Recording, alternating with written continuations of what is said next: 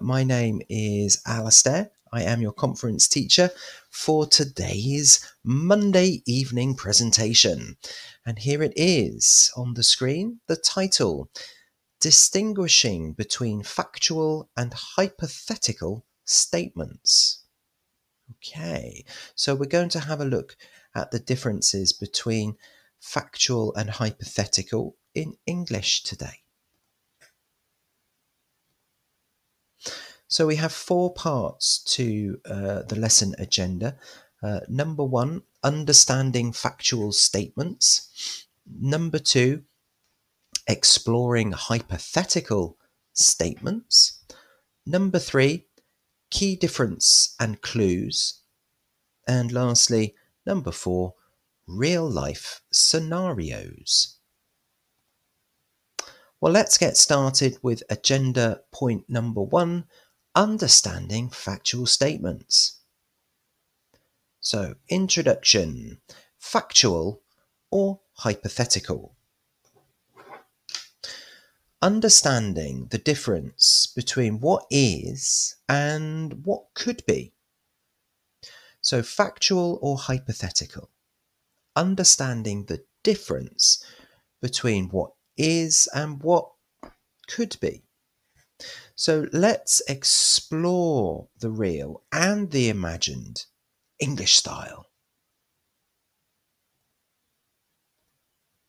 So what is a factual statement? A factual statement tells something true, real, and proven. So a factual statement tells something that is true, something that is real, and something that is proven. It talks about what happens, exists, or is always true. So it talks about what happens, what exists, what is always true.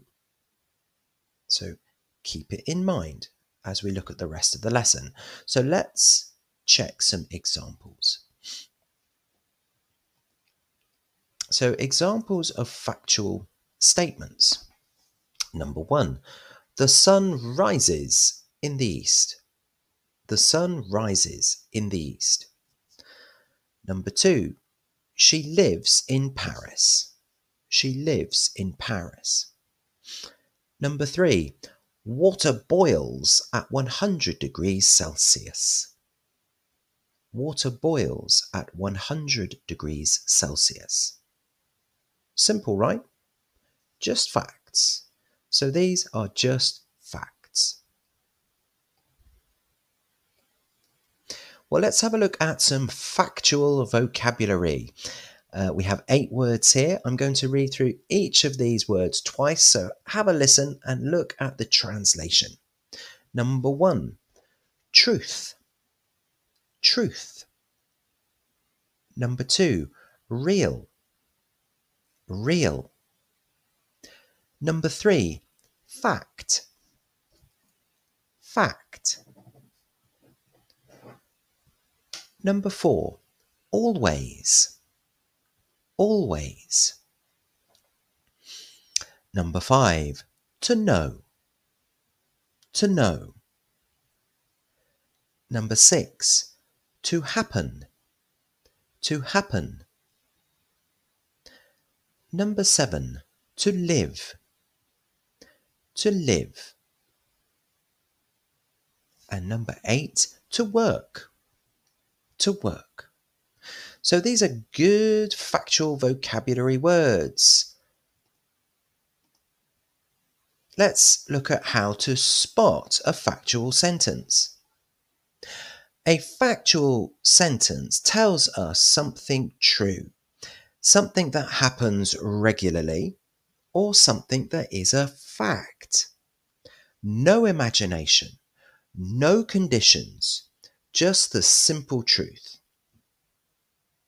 Factual sentences often use the present simple because it talks about things that are always true, happening regularly, and part of daily life. So the present simple is a great tense for us to use with factual sentences because of its characteristics. It talks about things that are always true, happening regularly, or part of daily life. Let's continue. How to spot a factual sentence? Well, we have a short dialogue here between friends A and B. Here we go. A. Where do you live? B. I live in Lyon. Do you work? Yes, I work at the post office. What time do you start? I start at 6 a.m. Okay, this is all short and factual.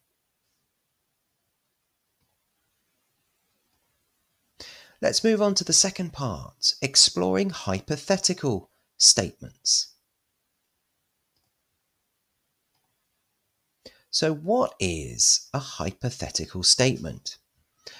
A hypothetical statement describes something not real, something imagined, or not happening now. Hypothetical statements often start or use the words if, would, or could.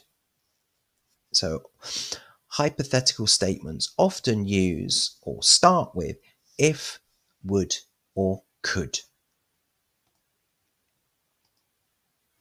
Here are some examples of hypothetical statements. Number 1. If I were rich, I would travel the world. If I were rich, I would travel the world. Number 2. She could be a doctor if she studied more. She could be a doctor if she studied more. Number 3. I would buy that car if I had money. I would buy that car if I had money. And number 4. If I lived by the beach, I'd surf every morning. If I lived by the beach, I would surf every morning.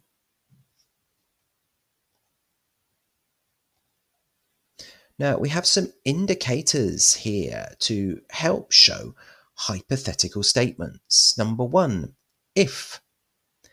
If. Number 2, would. Would. Number 3, could. Could. Number 4, dream. Dream. Number 5, to imagine. To imagine. Number 6, rich. Rich. Number 7, to study. To study. Number 8, to buy. To buy. So these are some great indicators of hypothetical vocabulary. Now, at the top here, we've got I'd equals I would. So I'd is a contraction of I would, common in conversation. But we need to be careful because it's a small contraction. We might miss it if we're not careful. So if you hear I'd, this is I would. Let's have a look at this dialogue with A and B once again. A. If you could live anywhere, where would you go? B. I think I'd move to Japan. Oh, cool. I'd choose Iceland. That sounds amazing too. All that nature. Would you learn Japanese? Yes, if I lived there, I'd take classes for sure. So this is a hypothetical conversation.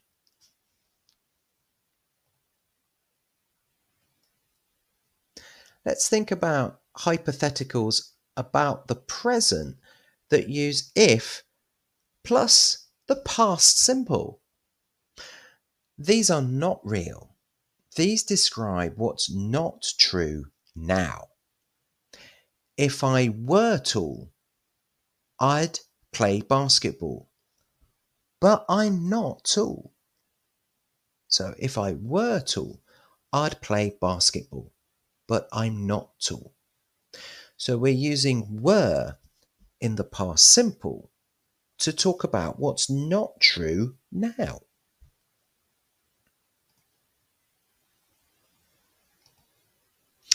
Well, let's move on to the third part of the lesson for today, key differences and clues. Okay, so we've got a contrast of factual versus hypothetical. Okay, so factual versus hypothetical. She is tired. Factual. If she were tired, she would sleep. Hypothetical. Reality versus imagination. So, once again, she is tired. This is a factual statement. If she were tired, she would sleep. This is hypothetical.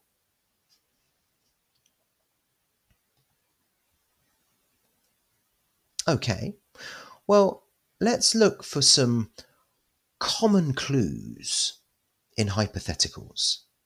Okay, so if you are a language detective, what do you look for? What clues do we look for? We want to look out for if, would, could, might. All of these words help to signal an idea, not a fact. So as language detectives, we need to look out for words such as if, would, could, and might. These signal an idea, not a fact. For example, she might be working. We don't know. She might be working. She might be doing something else. We don't know. It's hypothetical, a hypothetical possibility. Well, to help continue with our understanding of this, we're going to think about verb tense comparison. As we said, for factual sentences, we often use the present simple. It deals in statements of fact. The hypothetical statements often come in conditionals, using if plus past simple and would. Not always, but often. One is real, the other's imagined. Let's look at some direct examples. She speaks Italian because she lives in Rome. Okay, speaks and lives. These are in the present simple because this is a matter of fact. She speaks Italian because she lives in Rome. Now, for a hypothetical sentence, if she lived in Rome, she would speak Italian. So, if plus past simple lived plus would. Now, would is always followed by a bare infinitive base verb. In this case, speak. If she lived in Rome, she would speak Italian. Hypothetical. So two comparisons there of these sentences.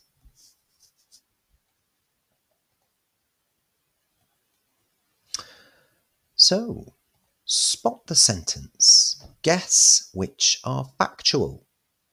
Okay, so we've got this is a chat participation exercise for you guys if you want to participate.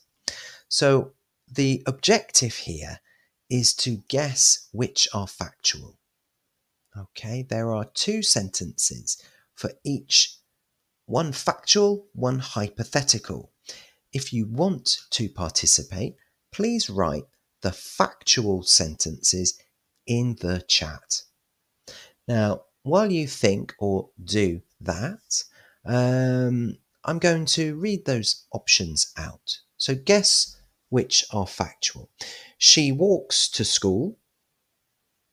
If she walked, she'd be fit. Okay, one of those is factual. Which one? The next one, I eat pasta. If I ate pasta, I'd smile, which is factual. The third one, they have a dog. If they had a dog, they'd walk it every day.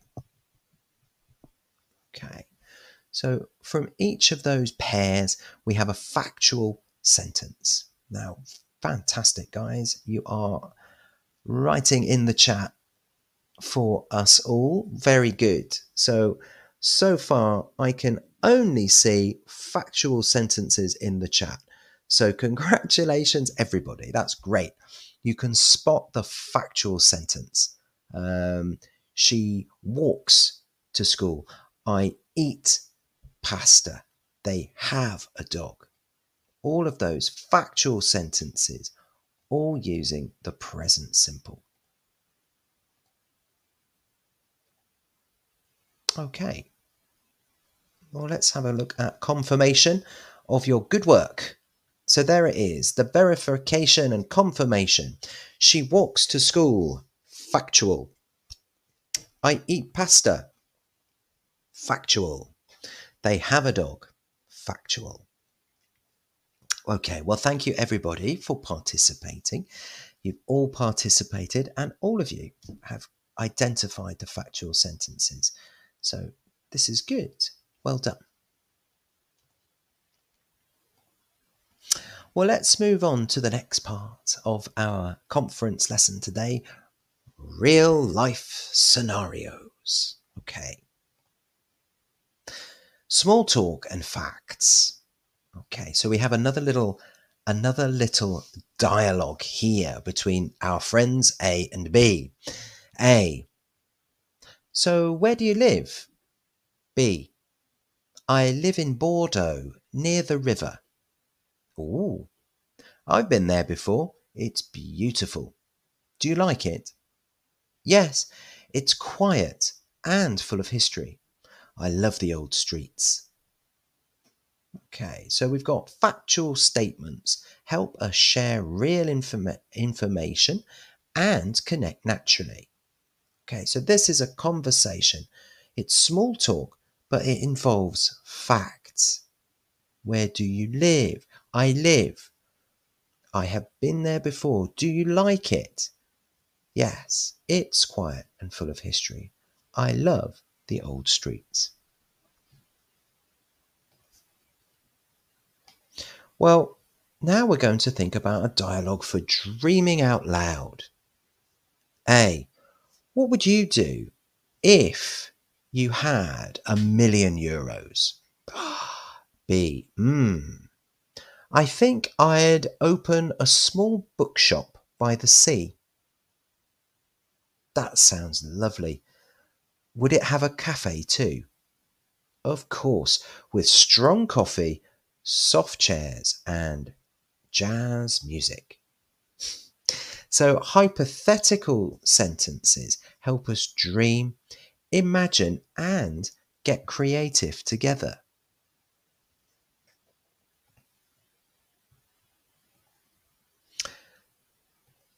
Now let's have a look at giving advice gently.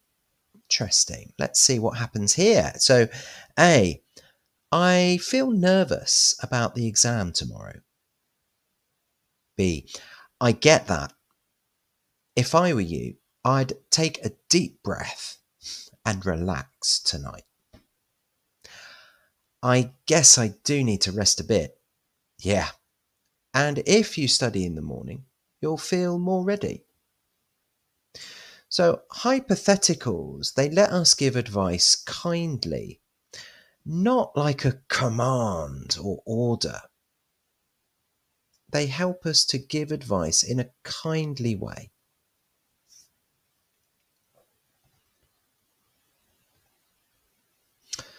So making plans versus playing.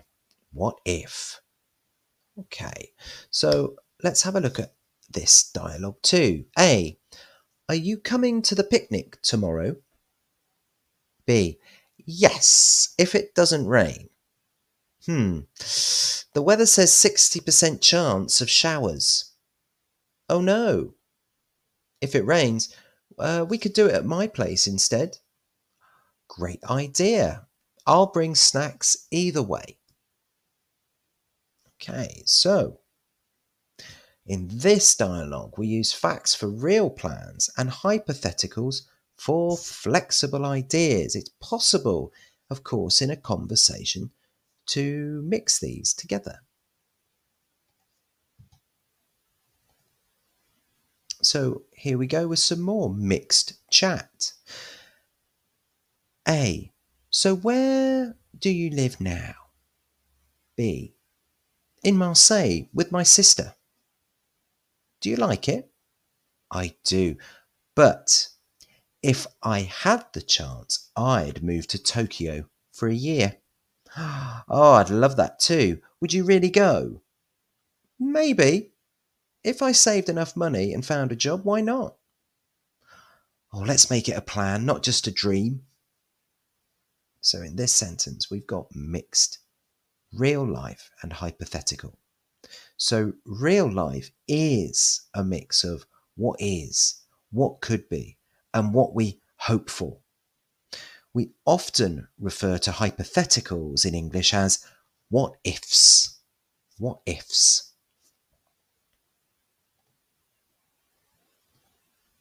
So we're coming towards the end of our factual and hypothetical lesson for today. We have our conclusion. Let's have a listen as I read that too. Now, you can tell the difference between what's real and what's imagined. That's a big step.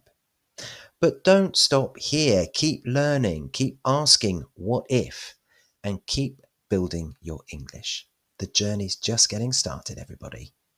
Okay, well, thank you everybody for your attendance and your participation today. It just remains for me to thank you all on behalf of everyone here at Cercle de Langue. There they are, the whole team. So thank you for coming, but we have come to the end of the conference for today. I will be back here next Monday. I hope you are able to join me. Until then, have a great week, everybody. Take care. Bye-bye.